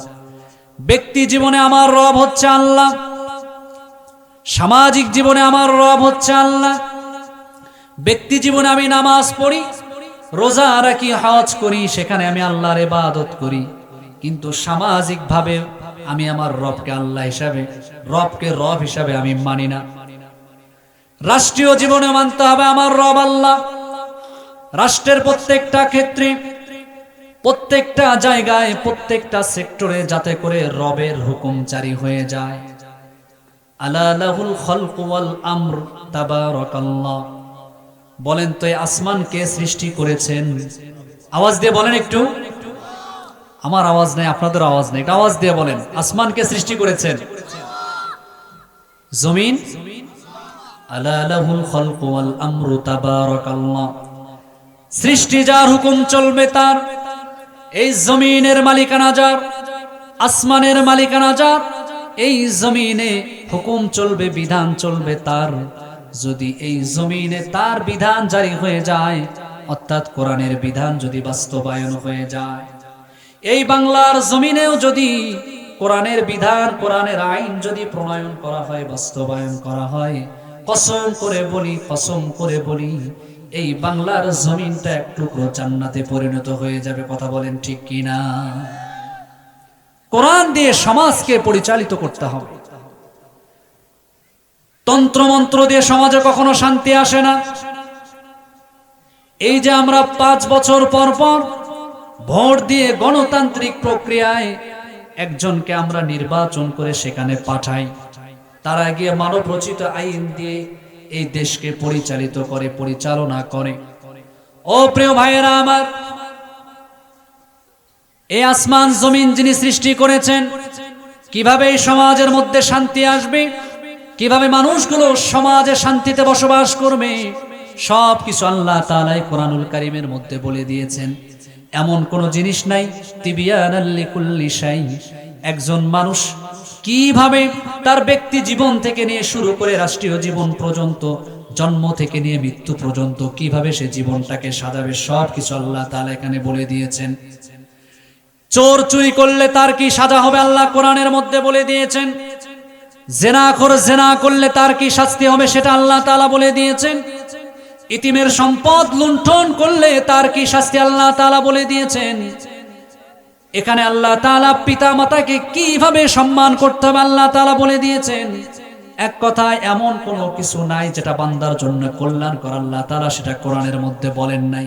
এখন বলেন তো, এই কোরআনের আইন ছেড়ে দিয়ে, ওই লেলিনের আইন দিয়ে, মানুষ মানব রচিত আইন দিয়ে, পশ্চিমাদের বস্তা পচা ওই সমস্ত আইন কানুন দিয়ে যদি সমাজকে পরিচালিত করা হয়, দেশের মধ্যে যদি ওই সমস্ত আইনগুলো ব্রিটিশ ল দিয়ে যদি দেশের আইন আদালতগুলোকে পরিচালিত করা হয়, ইসরাফিল আলাইহিস সালাতু ওয়াস সালাম সিংহায় ফুৎকার দেবে, কিয়ামত পর্যন্ত আইনগুলো যদি এই সমাজের মধ্যে জারি থাকে, কিয়ামত পর্যন্ত এই সমাজের মধ্যে কখনো শান্তি আসবে না। কোরআনের আইন যদি এই সমাজের মধ্যে বাস্তবায়ন করা হয়,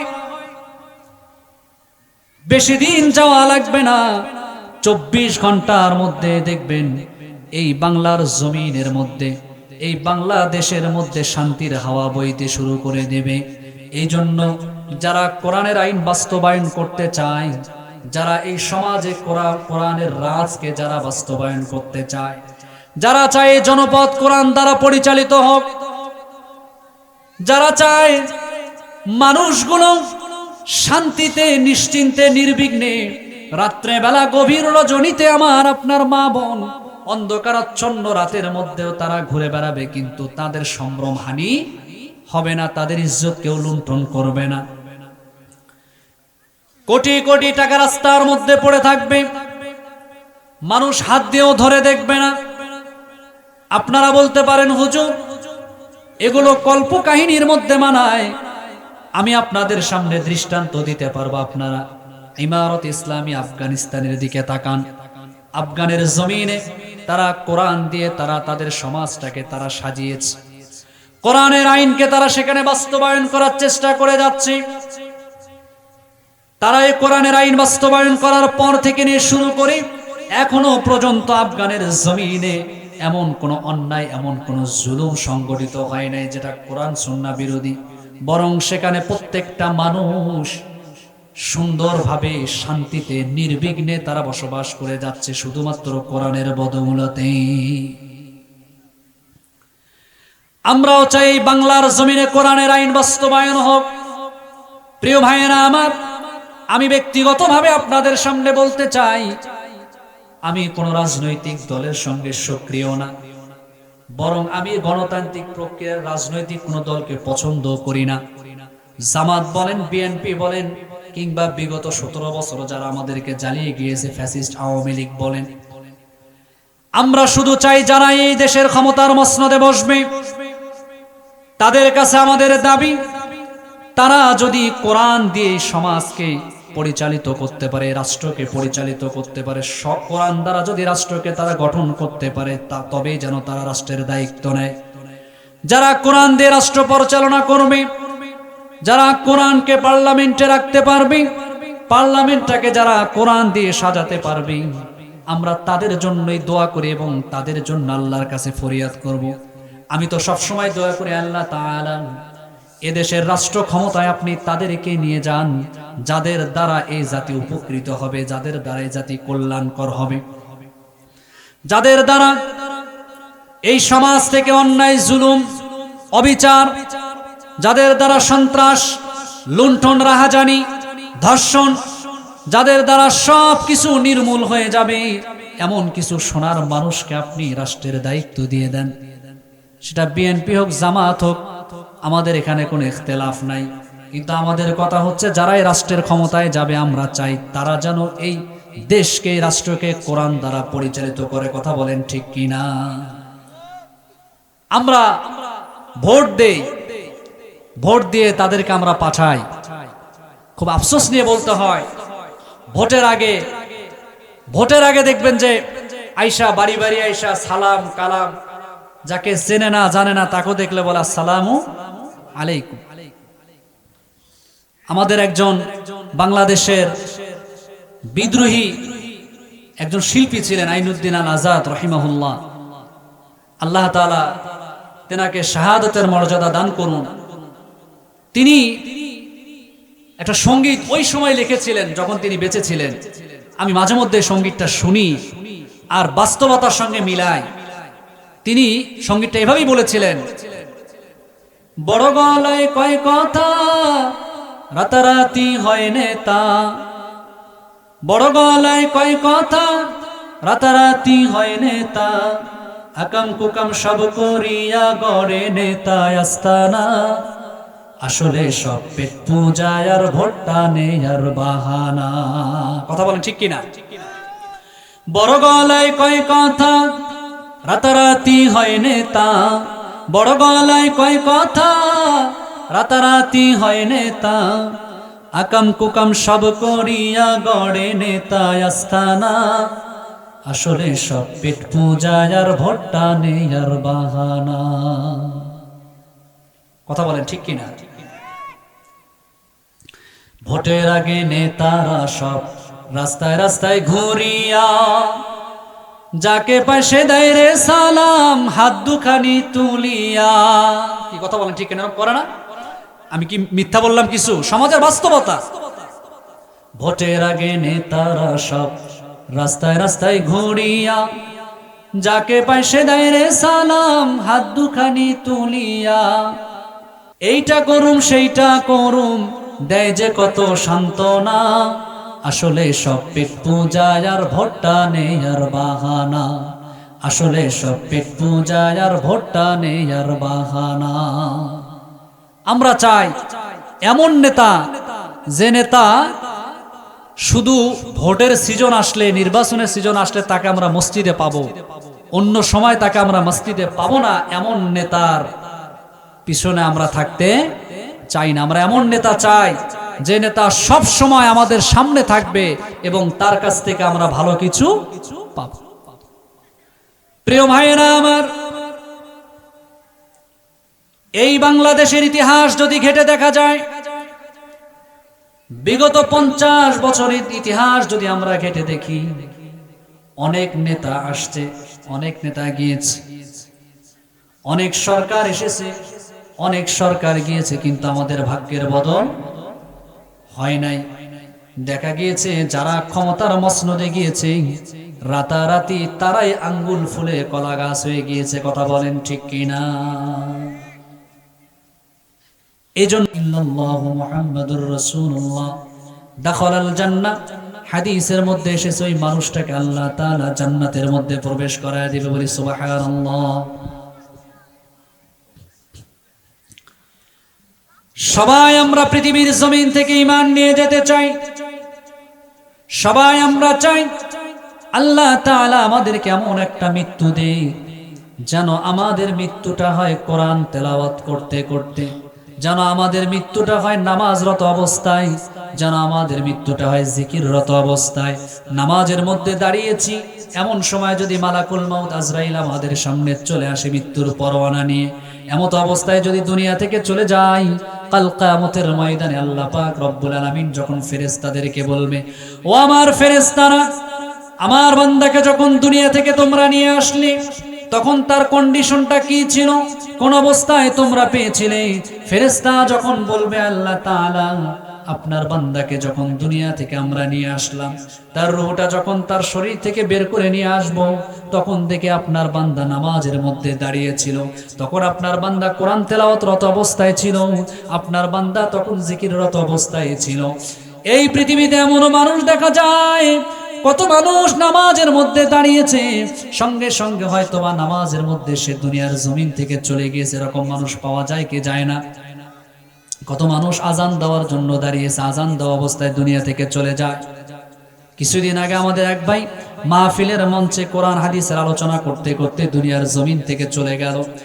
আল্লাহ পাক রব্বুল আলামিন ফেরেশতাদেরকে বলবে, ও আমার ফেরেশতারা, আমার বান্দার শেষের চিত্রটা কেমন ছিল?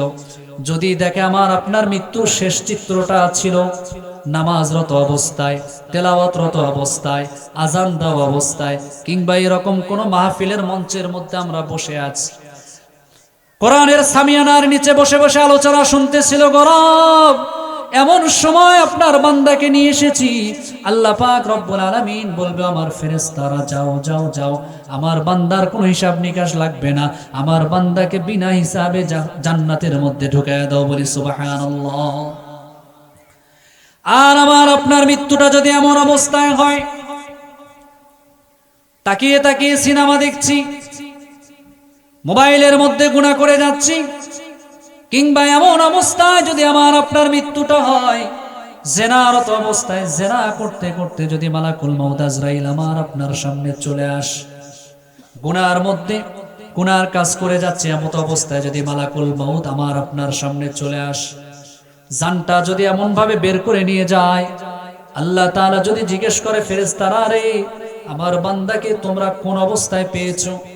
ফেরেশতা যদি বলে, মৃত্যুর ফেরেশতা যদি বলে, রব, আপনার বান্দাকে যখন দুনিয়া থেকে নিয়ে আসলাম, গিয়ে দেখে আপনার বান্দা একটা মহিলার সঙ্গে জেনারত অবস্থায়, নগ্ন অবস্থায় তাকে আমরা পেয়েছি, মোবাইলের মধ্যে গুনাহত অবস্থায় পেয়েছি, কিংবা আপনার বান্দা সুদের সঙ্গে সক্রিয়, সুদের টাকা লেনদেন করতেছে, এমন সময় গিয়ে তাকে আমরা তুলে নিয়ে এসেছি দুনিয়ার জমিন থেকে। হাদিসের মধ্যে এসেছে আল্লাহ পাক রব্বুল আলামিন বান্দার শেষ আমলের উপর অনেকটা বিচার কার্য পরিচালনা করবেন। যদি আপনার আমার শেষটা অনেক খারাপ হয়, ইন্নামাল আ'মালু বিল খাওয়াতিম, শেষটা যদি আমাদের ভালো না হয়, আল্লাহ পাক রব্বুল আলামিন বলবে, রাগান্বিত হয়ে ফেরেশতাদেরকে বলবে, ও আমার ফেরেশতারা যাও যাও যাও, বিনা হিসাবে এই জালিমকে জাহান্নামের মধ্যে ঢুকায়া দাও, বলি নাউযুবিল্লাহ। সুন্দর মৃত্যু চাই না আমরা? সুন্দর মৃত্যু চাই না আমরা? এই দুনিয়া থেকে আমরা তো কেউ বেঁচে থাকবো না, কেউ, আমরা এই দুনিয়ার জমিনে যারা আছি, আজকে আমরা যারা এখানে বসে আছি, অনেকের বাবা দুনিয়ার জমিনে ছিল, আজকে আমাদের অনেকের বাবা দুনিয়ার জমিনে বেঁচে, অনেকের দাদা পৃথিবী থেকে চলে গিয়েছে। অনেক মানুষ, আমি প্রায় জায়গায় কথাটা বলি যে আমরা যারা আছি, অনেকে আমরা বাবার নাম বলতে পারি, দাদার নাম বলতে পারি, কিন্তু কাউকে যদি জিজ্ঞেস করা হয় যে তোমার পরদাদার নামটা একটু বলো তো, পরদাদার নাম বলতে পারে না। আমিও দুনিয়ার জমিন থেকে চলে যাব, আমিও তো কারো না কারো দাদা হব, আমিও একদিন এই পৃথিবী থেকে অতীত হয়ে যাব, এতটাই অতীত হয়ে যাব আমি, যে আমার নামটা নেওয়ার মতো মানুষ এই পৃথিবীতে থাকবে। কবরটা কোথায় সেটা তো জানা দূরের কথা, আমার আপনার নামটা নেওয়ার মতো মানুষ পৃথিবীতে থাকবে না। প্রিয় ভাইয়েরা আমার, এই পৃথিবী স্বার্থপর পৃথিবী। এই পৃথিবী থেকে আপনি আমি চোখ দুটো যখন বন্ধ হয়ে যাবে, আপনিও চলে যাবেন, আমিও চলে যাব। পৃথিবীর প্রত্যেকটা মানুষ আমাকে আপনাকে ভুলে যাবে। আপনার বিবি আপনাকে ভুলে যাবে, আপনার সন্তান আপনাকে ভুলে যাবে।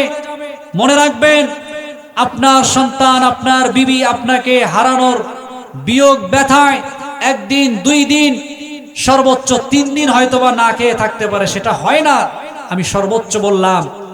এরপরে সবাই যার যার মতো রাতের খাবার খাবে, সকালের খাবার খাবে, দুপুরের খাবার খাবে।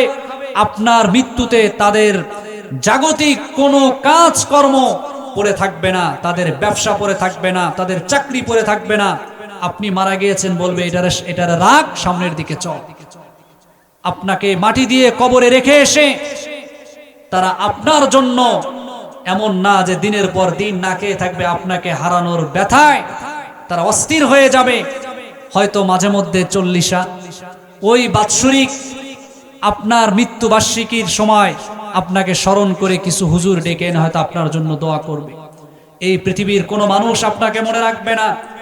মাথার ঘাম পায়ে ফেলে রাত দিন একাকার করে পরিশ্রম করে যেই সন্তানের ভালো রাখার জন্য, যেই সন্তানকে দুমুঠো ভালো খাওয়ানোর জন্য, যেই স্ত্রীর মনোরঞ্জন করার জন্য, যেই স্ত্রীকে দামি একটা শাড়ি কিনে দেওয়ার জন্য আপনি হালালকে হালাল না জেনে, হালালকে হালাল জেনে না জেনে, হারামকে হারাম জানার পরেও আপনি তোয়াক্কা না করে হারাম পথে উপার্জন করে সেই টাকা দিয়ে আপনি আপনার স্ত্রী, আপনার সন্তানদের মনোরঞ্জন করে দুনিয়ার জমিন থেকে চলে গেলেন।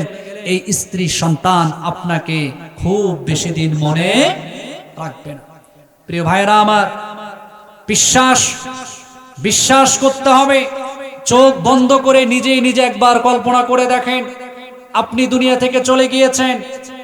1 ঘন্টার জন্য যদি আপনার স্ত্রীকে বলা হয় যে আপনি তো অমুকের স্ত্রী ছিলেন, আপনি অমুকের স্ত্রী ছিলেন, দুনিয়ার জমিন থেকে আপনার স্বামী চলে গিয়েছে, আজকে প্রচন্ড বৃষ্টি হচ্ছে বাইরে, তার লাশটা কবরস্থানে নিয়ে যাওয়ার মতো পরিবেশ বাহিরে নেই, 1 রাতের জন্য লাশটা আপনার পাশে, আপনারা আপনাদের রুমেই থাকেন, লাশটা শুধু একটু বারান্দায় রাখা হোক, 1 রাতের জন্য লাশটা এখানেই থাক। আগামীকাল সকালে সূর্য যখন উদিত হবে, সকালবেলা আপনার স্বামীর লাশকে কবরস্থানে নিয়ে গিয়ে কবরস্থ করা হবে। ও প্রিয় ভাইয়েরা আমার, আপনার স্ত্রীর উত্তরটা এমন হবে যে আমি তো প্রচন্ড ভয় পাই, জিন্দা মানুষ আবার কিভাবে লাশের সঙ্গে ঘুমায়, আমার ছোট্ট ছোট্ট সন্তানরা রাত্রেবেলা ভয়ে আতকে উঠবে, রাত্রেবেলা তারা ঘুমাতে পারবে না। একটাবার চিন্তা করে দেখেন, যেই স্ত্রীর সঙ্গে একই কাঁথা কম্বল লেপের নিচে, একই ছাদের নিচে জীবনের 40টা বছর, জীবনের 50টা বছর আপনি কাটিয়ে দিয়েছেন, যেই সন্তানকে, যেই বুকের মানিককে আপনি বুকের উপরে আগলে রেখে সারা রাত্রবেলা ঘুম পাড়িয়ে দিয়েছেন, সেই সন্তান, সেই স্ত্রী আপনার চোখ দুখানা বন্ধ হওয়ার সঙ্গে সঙ্গে আপনাকে ভুলে যাবে। এটাই পৃথিবীর বাস্তবতা। এই নির্মম বাস্তবতাটুকুন কেন জানি আমাদের বুঝতে খুবই কষ্ট হয়। আমরা বুঝি, তখন গিয়ে বুঝি যখন বোঝার পরে আর আমাদের কোনো উপায় থাকে না। মনে রাখবেন কোরআনের কথা, قال إني تبت الآن وللذين يموتون وهم كفار। হে পৃথিবীর মানুষেরা, তোমরা যখন মৃত্যু শয্যায় শায়িত হয়ে যাও, যখন মালাকুল মাউত আজরাইল তোমাদের সামনে চলে আসে, যখন তোমাদের গড়গড়া শুরু হয়ে যায়, সাকরাতুল মাউতের কষ্ট যখন তোমাদের শুরু হয়ে যায়, তখন গিয়ে যদি তোমরা তওবা করো, তখন গিয়ে যদি আমার দিকে ফিরে আসো, আমি আল্লাহ পাক রব্বুল আলামিন তোমাদের তওবাকে কবুল করব না, বরং তোমরা বেঈমান হয়ে, কাফের হয়ে আমার কাছে আসবে। যখন তোমাদের সামনে মালাকুল মাউত আজরাইল চলে আসে, এর আগে যদি তোমরা নিজেদেরকে পরিশুদ্ধ করে আমার দিকে ফিরে আসতে পারো, তবেই তোমাদের জন্য আমি ক্ষমার মালা রেখেছি। নতুবা যদি তোমরা মনে করো এই পৃথিবীতে অনেক মানুষ আছে, দেখবেন আজ তাওবা করি, কাল তাওবা করি, পরশু করি, দাড়িটা আজকে না কালকে রেখে দেই, এখনো তো ইয়াং, মেয়েকে বিবাহ দেইনি, মেয়েটার বিবাহ হয়ে গেলে নাতিপুতি হবে, এরপরে দাড়ি রাখবো, এরপরে গিয়ে না হলে নামাজটা শুরু করব, হজ করে আসি। এই যে বিভিন্ন রকমের তাল বাহানা, এগুলো আপনাকে দিয়ে ইবলিস করায়। এভাবে করতে করতে একদিন আপনার জীবনের সূর্যটা অস্তমিত হয়ে যাবে, জীবন প্রদীপ হঠাৎ করে এভাবেই নিভে যাবে। আপনি দেখেন না, আপনার ডানে আপনার বামে সকালবেলা পত্রিকা হাতে নিয়ে দেখেন, আপনার মতো কত যুবক, 20 বছর বয়সের কত যুবক, তোমার মতো কত যুবক রোড অ্যাক্সিডেন্টে মারা যাচ্ছে, বাইক অ্যাক্সিডেন্টে মারা যাচ্ছে। আমার আপনার মতো কত যুবক, আমার আপনার মতো কত মানুষ, ভালো মানুষ, সুস্থ স্বাভাবিক একজন মানুষ দুনিয়ার জমিন থেকে চলে যাচ্ছে। এগুলো দেখার পরেও কি তোমার টনক নড়ে না? তোমার কি পরকালের কথা স্মরণ হয় না? সবাই একটু তাকবীর দেই, বলি লিল্লাহে তাকবীর।